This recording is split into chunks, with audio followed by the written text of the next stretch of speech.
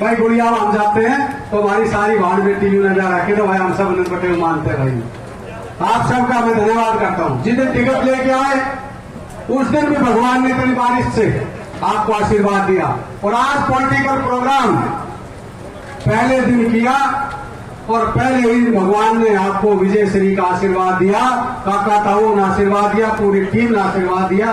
तो ये आपका मैं बार बार धन्यवाद करता हूँ। आज नौजवान साथियों, ये किसी की कटाक्ष से उसका बात नहीं, पर आप सारे पढ़े लिखे और नौजवान हो।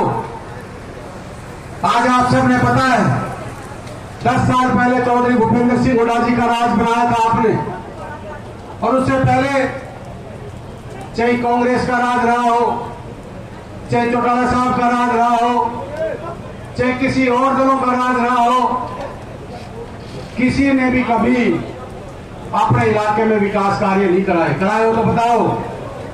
पर जब आपका राज आया, आपने संघर्ष किया, चौधरी भूपेंद्र सिंह हुड्डा, भाई दीपेंद्र सिंह आपने सांसद बनाया, जब आपका मुख्यमंत्री बना था तो अपने इलाके में चाहे विकास की बात थी, चाहे रोजगार की बात थी, चाहे सम्मान की बात थी। आप बताओ अपने इलाके में हुआ या नहीं हुआ? मैं आपसे पूछना चाहता हूं, बताओ भाई, आप पूछना चाहता हूं।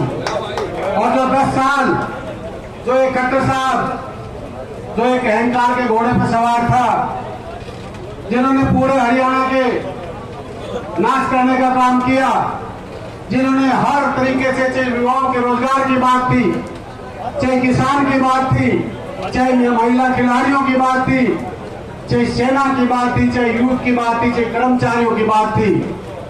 विकास तो छोड़िए, रोजगार तो छोड़िए, हमारे इलाके में विकास भी छोड़ दो, नौकरियां भी छोड़ दे, सबसे ज्यादा हमारे इलाके का अपमान करने का काम किया।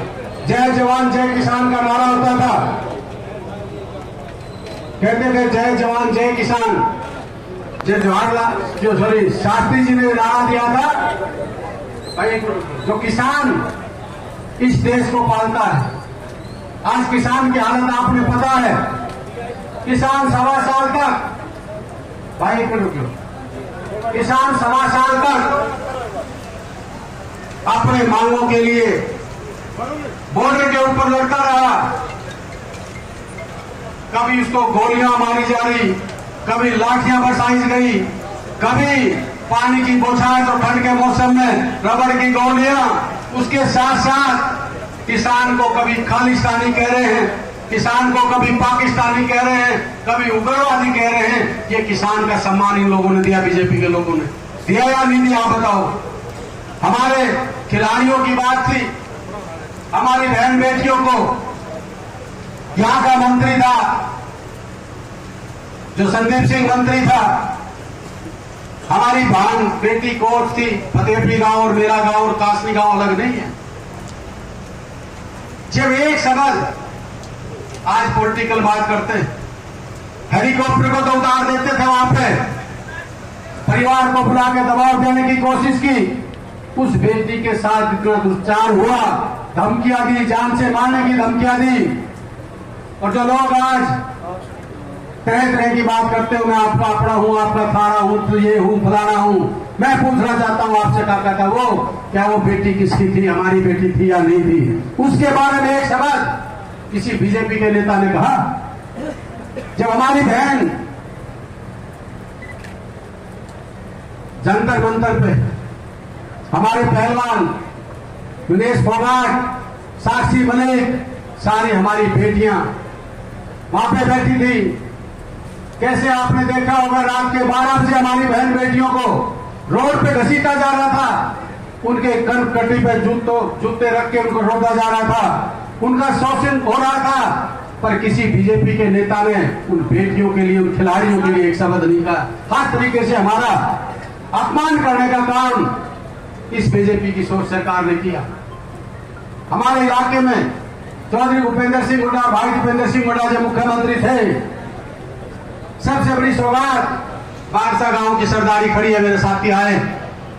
और आपने गुड़िया चौबीसी के देखकर आप सबने भी पता है, बारसा के अंदर दीपेंद्र हुड्डा जी ने संघर्ष किया, आपके बेटे, आपके भाई ने 11 फैसिलिटी मंजूर करा के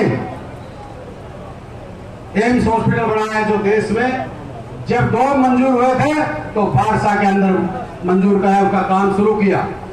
हमारे यहाँ के नेता थे लोकल, ओम प्रकाश जी मंत्री थे, यहाँ की 11 फैकल्टी उठ के चली गई। अरविंद शर्मा यहाँ के सांसद थे। मैं पूछना चाहता हूं एक शब्द, ओम प्रकाश जी अरविंद शर्मा ने कहा कि ये 10 फैकल्टी यहां से उठ के क्यों जा रही हैं? विकास की बात करते हैं, रेलवे लाइन फुरुखनगर से झज्जर की मंजूर हुई, किसी ने एक शब्द नहीं कहा। हमारा अपमान हुआ, हमारे युवाओं का अपमान हुआ, हमारे खिलाड़ियों का अपमान हुआ, हमारे किसानों का अपमान हुआ, और सबसे बड़ा अपमान हमारे इस युवाओं का हुआ जो अपने कंधे पे हर व्यक्ति ये लिखाना चाहता है कि मैं फौज में जाना चाहता हूं, मैं देश की सेवा करना चाहता हूं। अग्निवीर के नाम से हमारे युवाओं के साथ धोखा हुआ या नहीं हुआ?